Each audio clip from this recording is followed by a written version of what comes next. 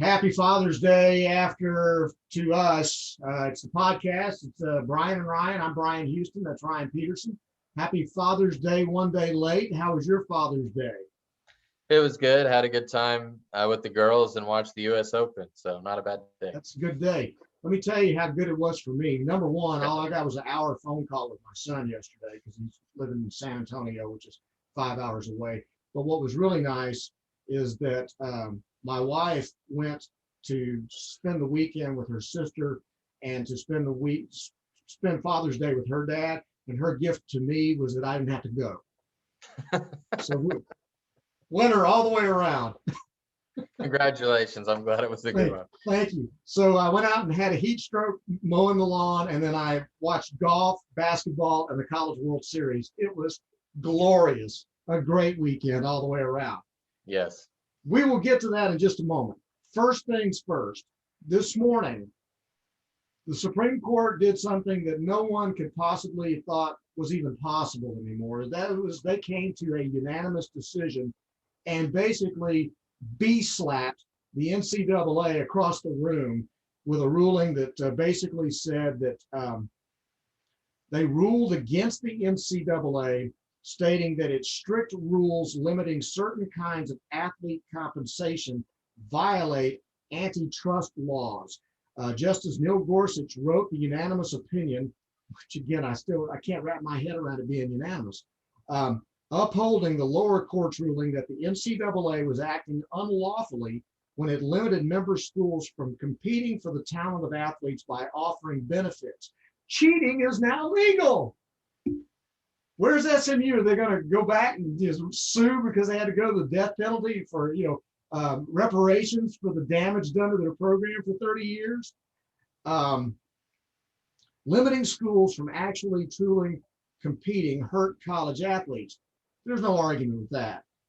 So basically, the ruling it says, I'm reading this from Yahoo Sports, saying the ruling is fairly narrow and does not end amateurism in college sports. The NCAA is still allowed to forbid benefits that are not related to an athlete's education. However, it allows for college athletes to receive education-based benefits like free laptops and paid post-grad internships.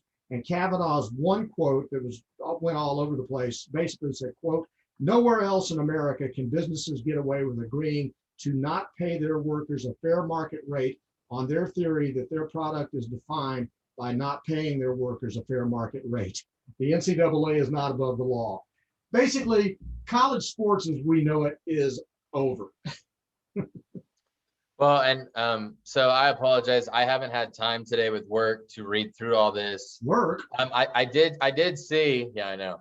I did see something, I saw an article that, and I don't know, Brian, if you can fill in on this, that 6 of the major conferences had sent a letter to the NCAA basically asking them to do something immediately in terms of reimbursing student athletes for likeness thing.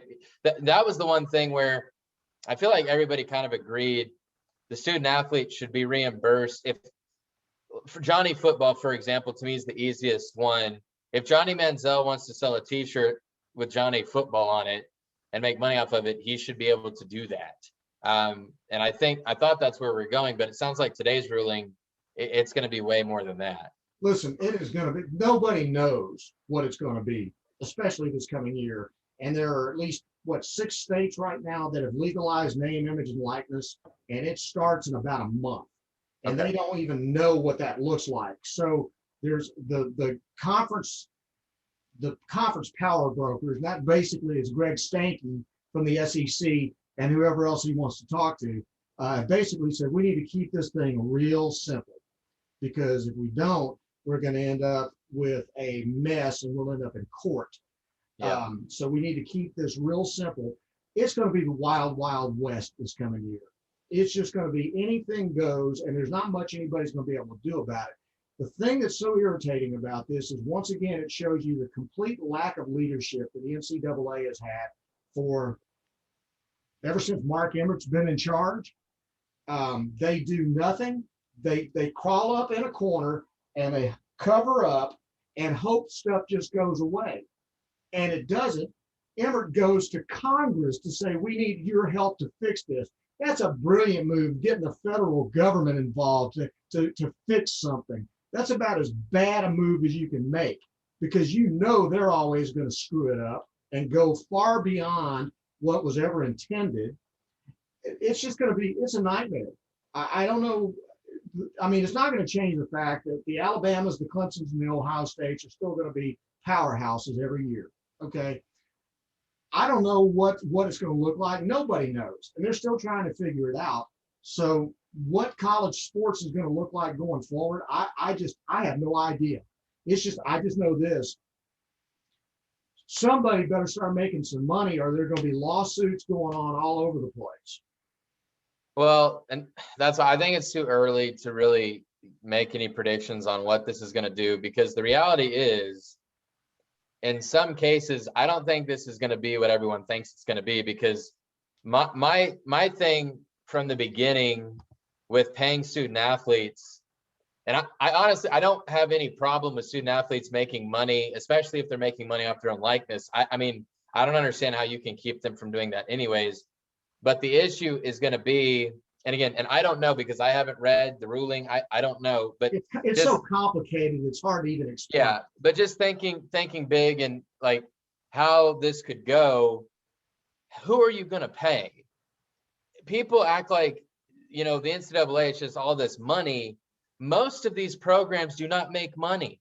So, the NCAA men's basketball tournament makes a ton of money, and college football makes money. But there are a ton of college football programs that lose a ton of money. Yeah. So, like, just acting like money is just, that's why I kind of get annoyed by Jay Billis when he always says, oh, but there's no money, making fun of the NCAA because they have all this money. There really isn't all this money for all of these kids. Like, that is not true. That's the point. Yeah, there is not all this money for all these kids. So the big stars, yes, now, you can have a bidding duel with these power programs. But what's going to happen to these, a bunch of these other kids, all these other sports, the mid-tier men's basketball player, that's where I'm interested to see, where is this going to go? And I don't think we really know. Is a mid-major program going to be able to, offer much? No. Is a kid going to be worried about, how, if a program, the name brand of the program, and if they think it's going to get them pro, are they going to be more worried about, well, I can get a few extra $1,000 from this program? There's so many things, like, I just don't know how it's going to look. But if people think that all these student athletes are just going to start getting paid, that ain't happening. And I don't know how. I mean, they don't have the money to do that. Listen, the guys that are going to make the money are the guys that you would expect were going to make the money. Trevor Lawrence is going to make money. Zion Williamson would have gotten paid. Of the world, yeah. Those kind of guys. There's those generational players. Anescu, the girls basketball player that played at Oregon, is now at the WNBA. There are going to be a certain number of people. One of the things I heard mentioned is that you got Instagram. If somebody's got 100,000 followers, that person's going to get some kind of endorsement from somebody. Okay, so that's the thing. But to think that somebody's going to get six-figure incomes off of this stuff, that's just not going to happen. You might see somebody making 10,000.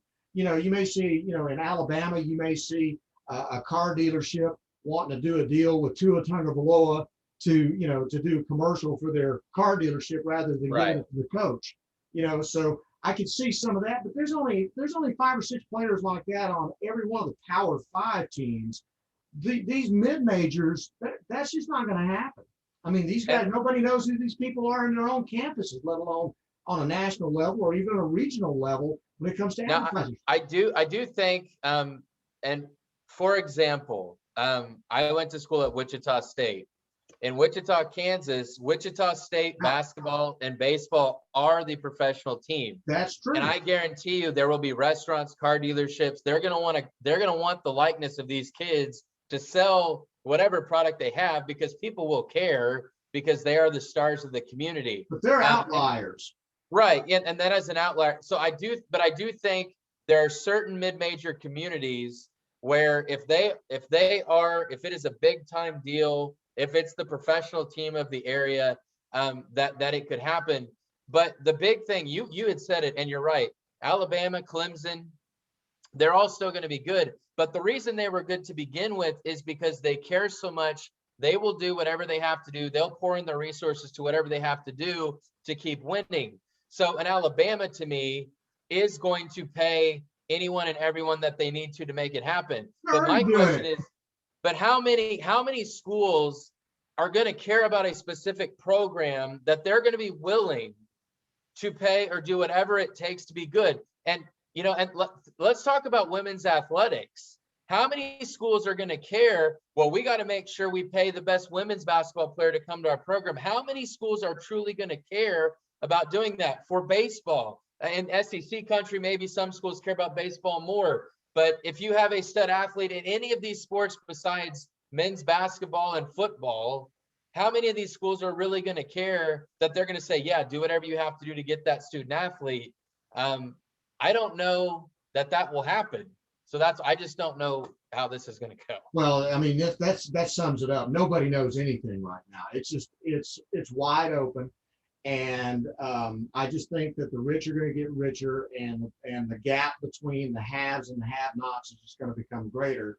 And it could come to a point, Brian, where each school, and I know boosters, I guess, and I don't know if this is said, like, could boosters, it's more about who the boosters want to pay as opposed to the school, if they want to compensate. But it could come down to schools basically deciding this men's program and this women's program is what we're going to care about.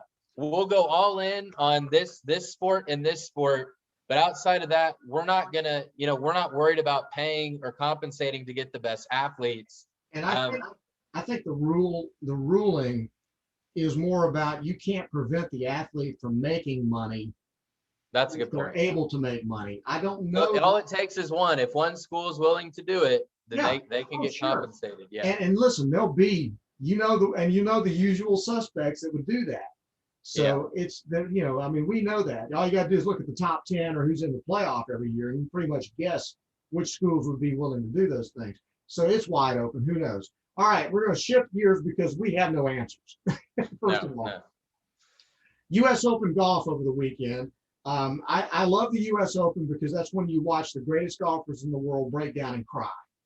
There's nothing better than watching guys that are the greatest in their sport being reduced to looking like meat, okay, when they're out on the golf course. And that happened again on Sunday, where you had a packed leaderboard, and everybody was within one shot of each other. And there were like 8 guys in contention.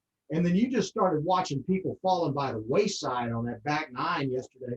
And then suddenly, in comes John Rahm, hits a couple of huge putts at the end of his round to go into the clubhouse in a tie for the lead, and then have to sit for 45 minutes and watch as Oosthuizen just blew it. What were your thoughts about the whole thing?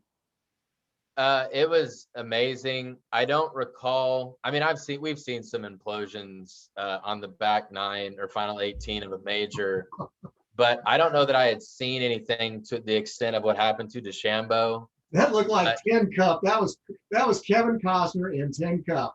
That was the biggest disaster. He was in the lead and shot 2 under on the front 9, had gone 30 straight holes without a bogey.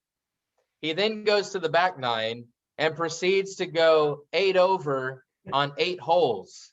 It was unbelievable. And it got to the point, because my dad was in town for Father's Day, and we were watching it and we were laughing. I was like, it's like I'm watching myself right now, like just hacking away, and you don't even care anymore. You're just hacking. And it was just great because you could tell mentally he was done. And I think that's why Rahm ended up winning, is because he was just steady all the way through. He wasn't spectacular. Front 9, he kept missing putts, but he was parring. He wasn't imploding. And then I will say, I was trying to think back. I don't remember anybody having 2 clutch birdie putts on 17 and 18 like I saw yesterday. And these weren't like gimme putts. No, these were tough putts. He had the fist pump. It was Tiger-esque. And then, and he won that tournament. He took it away. Louis Oosthuizen, really blew it. Was it 16 or 17 when he bogeyed? Did he bogey 17? But yeah, I mean, Rahm deserved it. I was happy for him after what happened to him a couple weeks ago with COVID. He had a 6-shot lead and got kicked out of the tournament because he had after he walks off the 18th green. They tell him, yeah, you're out. 6-shot lead going into the final round, and you can't play. So, but it was amazing because there was a point yesterday afternoon where you had like 8 to 10 guys, and most of them were big time names that were within 2 strokes. They were all hovering around 500 to 300, 200, hanging around there. And then it was like every guy just started imploding. Colin Morikawa, Dustin Johnson completely flamed out. Paul Casey, and then DeChambeau. I mean, I've never seen, and even Koepka had a chance too. And then he bogeyed after having a big birdie putt. None of them, it was just like, man, these guys are so good, and yet they look so human. But Jon Rahm was the one guy that made the big putts, and those putts on 17 and 18 were so good. And it was a cool Father's Day for him holding his son and winning that trophy. I was really happy for him, and it was great theater. The College World Series, I was really plugged in, locked into the College World Series, because we didn't have it last year, and I so much prefer the college game to the major league game. So so Saturday night, I locked in on that Vanderbilt game against North Carolina State because I wanted to see Kumar Rocker because he's just a stud. And the thing that happened that night made me want to focus on College World Series on Sunday rather than the golf. But then what happened to Texas yesterday and what was going on in the afternoon with Tennessee was so stunning that there was no drama to it. I went and turned and watched the golf tournament from that point on. But College World Series over the weekend, I thought delivered, man. On Saturday night, not only did they get to Kumar Rocker and make him look normal, but then Vanderbilt still found a way to win it in extra innings. And so you got to believe at this point, those guys may be the favorites in this thing because they still got Leiter's kid pitching on Monday night. I mean, and they got the best 1-2 punch in baseball. If Rocker's performance Saturday is not an indication that he's wearing out for the year, if he's not tired. Yeah, and that's always the thing with these regionals. And, the College World Series, it's a little more spread out. So there's some rest days, or there can be rest days where you don't have to play immediately. But it all comes down to ultimately the pitching, because if you don't have the arms once you lose that, or you don't have the bullpen arms, I mean, you're just fighting an uphill battle because, but that's why it was so crazy watching Texas yesterday. 21. Struck out 21 times. Every time I was flipping back and forth because I was watching hockey.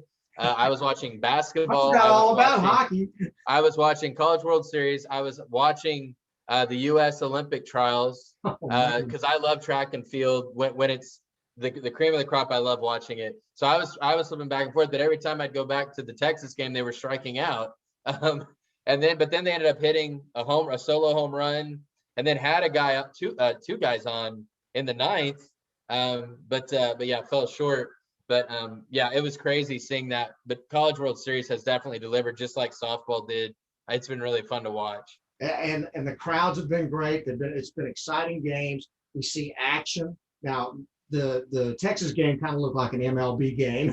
Yeah, it did. Strikeouts or home runs or nothing. So anyway, but that's been fun. And then what that made it really hard to make choices about what to watch and when to watch it. So I was flipping back and forth a little bit, watching a little bit of the NBA, which is really it's become a series of attrition. Who's going to have enough healthy bodies to get through the final playoff? Kawhi Leonard's supposed to miss another game for the Clippers now. He's out for the 4th straight game. That didn't seem to matter to get him into the Western Conference Finals. But then Phoenix, wow, Devin Booker is a stud. And they just took control of that game on Sunday. Phoenix, if you had told me before the season started that we would get to this point of the season and they would, in my opinion, be the favorite, I would have thought you were nuts. You'd been smoking something. But they're young, they're fast. Ayton, the center, is really good. And they did that without Chris Paul in game one.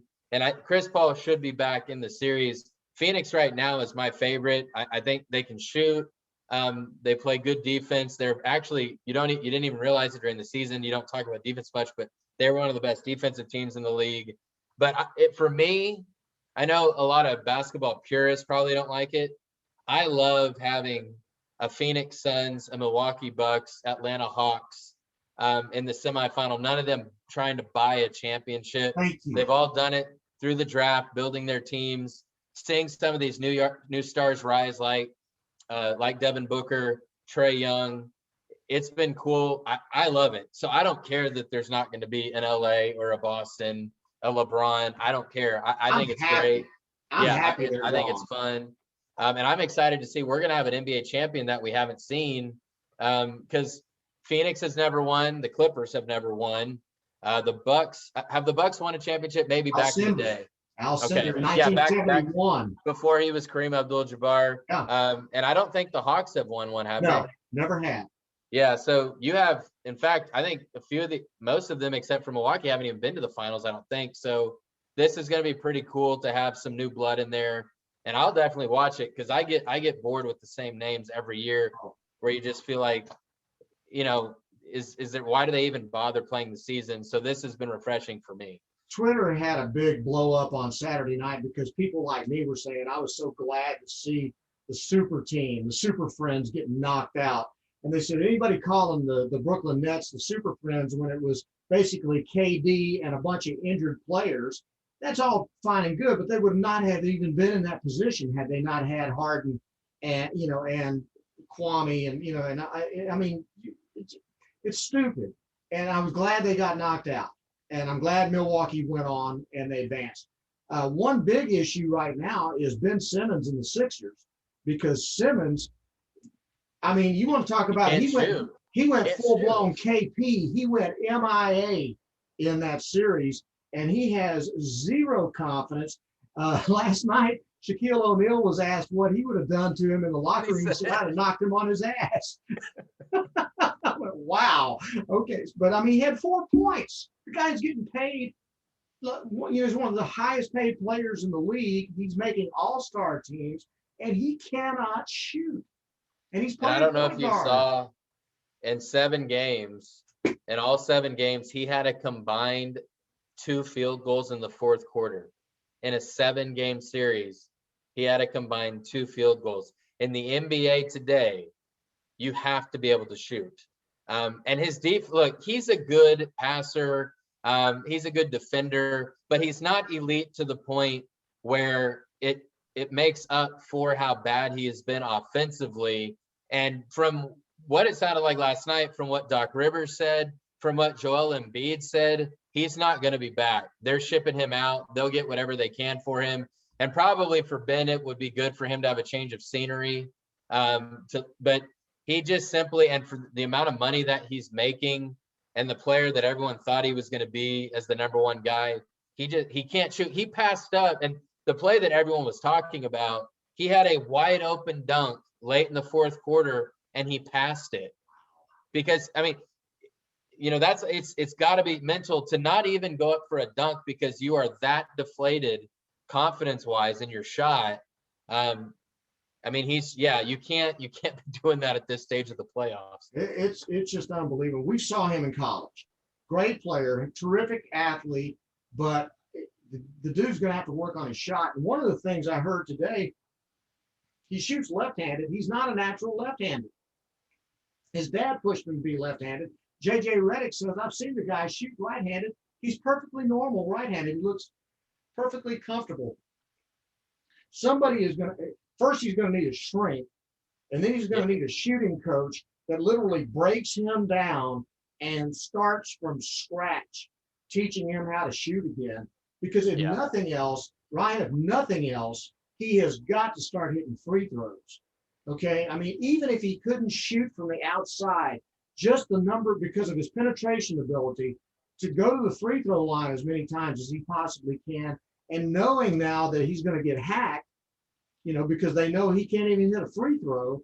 I mean, And I think, honestly, I think that's why he passed up the dunk, because I think he thought he would get fouled and maybe miss the dunk, and then he would miss the free throws. I think I had read that no, I did read, I don't remember the number, but his free throw percentage for the playoffs was the worst in history for a right. minimum of 70 attempts. Think about That's what the how guy's bad getting. he was. He is Yeah. a superstar in the league, getting paid superstar money, and he's shooting historically bad. That's just insane. One last thing, we didn't get to talk about it, but it happened after we did the podcast last week. Yeah. Donnie Nelson had already stepped down. We knew that, or he got fired actually. But then the next day, the other foot fell, and Rick Carlisle quit. Yep. And the last time I can recall a franchise having such shocking moves happen all at once, for me, it was back when the Jimmy Jerry divorce happened with the Cowboys. I'm sitting there thinking, man, a week ago, this team was, 2 wins and a 30-point lead away from advancing in the playoffs. And now suddenly your whole front office is blown up. What do you make of this? Well, obviously, so when you had brought up that Athletic article last week, Mark Cuban had come out immediately and called it a bunch of garbage, basically. It obviously wasn't garbage, because when you and I had talked about it last week, my thing was it was hard for me to believe that it was true if Carlisle was staying, because I was under the impression he was staying, because I just could not see a coach like Rick Carlisle of his caliber putting up with that. Well, obviously there was something to it, because that's why he decided to walk away. I think he knows he's a good coach, and he's going to be in high demand. He will have another job probably, unless he decides he wants to take a break. If it's his choice, then maybe he'll sit out. But if he wants to coach, he will coach next year. The bigger thing that was interesting is articles were saying that his relationship with Luka was not good. That's what I heard. Which I find interesting, because Rick has coached superstars. I mean, he did a great job with Dirk. They had a great relationship.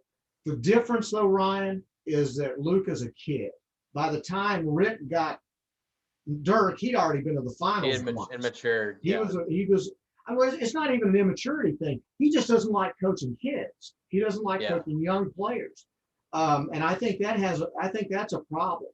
And one of the things that I think Rick was looking at was, he said, this is an S show that I'm working in right now.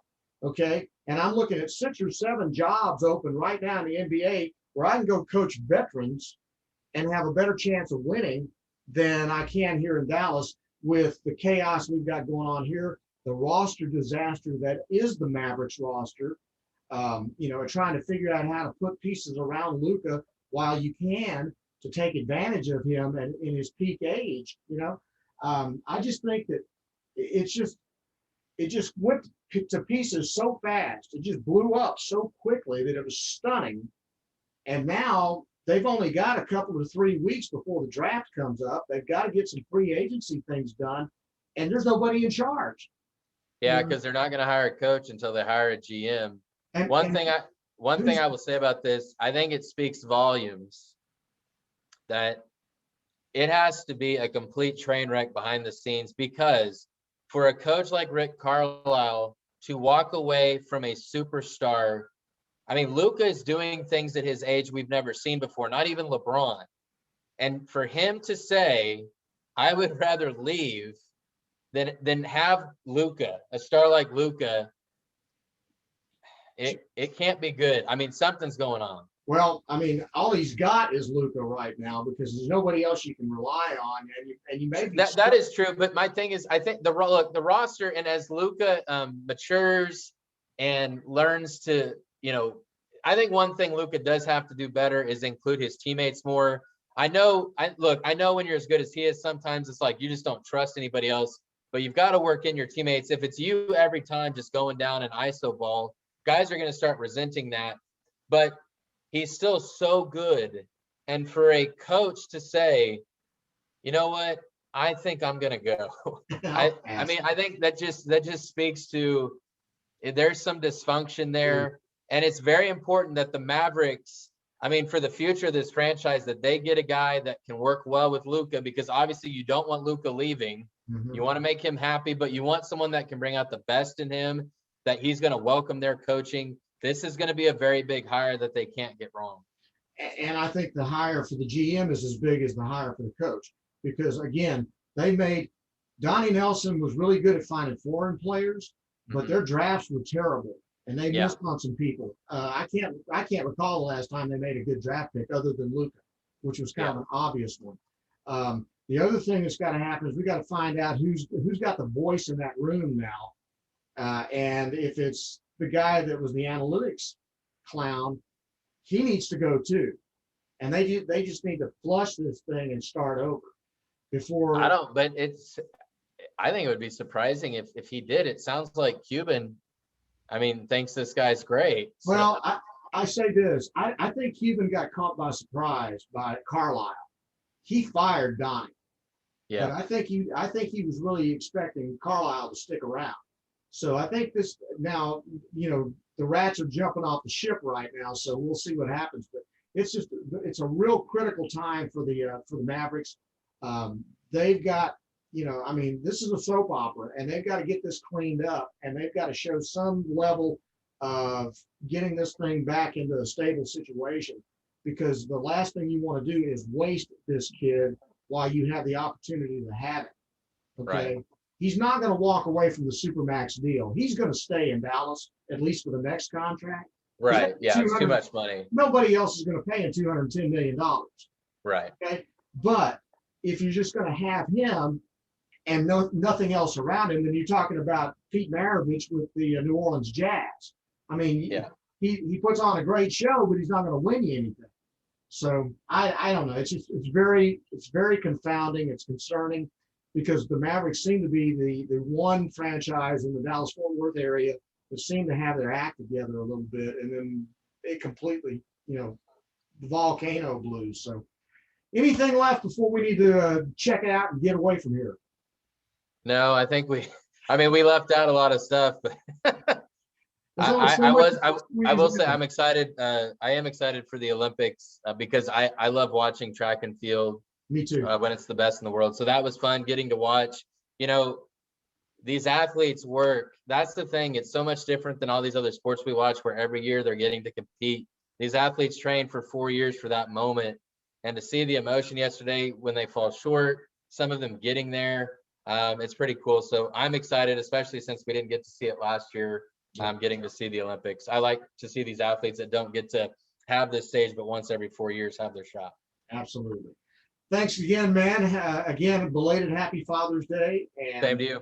Thank you, sir. And we will look forward to talking to you next week, and hoping things slow down a little bit so we can figure out what we're going to watch every night. So, yeah. All right. That's Ryan Peterson. I'm Bryan Houston. Be sure to subscribe to the channel.